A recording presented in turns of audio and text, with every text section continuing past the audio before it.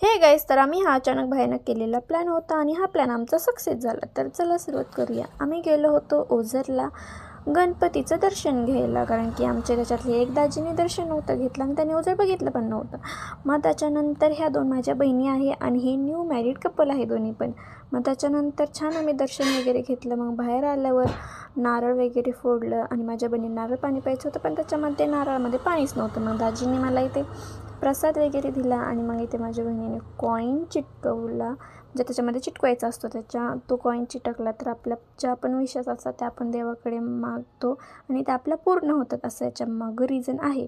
तुम्ही पण आले नाही तर ओझरला तर हे नक्की ट्राय करून बघा. मग त्याच्यानंतर आमचं छानपैकी मस्त दर्शन वगैरे झालं आणि गर्दी पण नव्हती आणि मग आम्ही निघलो घरी. आणि त्याच्यानंतर रस्त्यामध्ये आम्हाला थंडा प्यायचा होता. मग आम्ही ऊसाचा रस घेतला होता, पण माझ्या बहिणीला ऊसाचा रस नाही चालत, म्हणजे एका बहिणीला नाही चालत, तिला मळमळतं. मग तिने निरा घेतला होता आणि मग ते पिऊन आम्ही निघलो घरी. आणि व्हिडिओ आवडला तर like, comment, share, subscribe guys.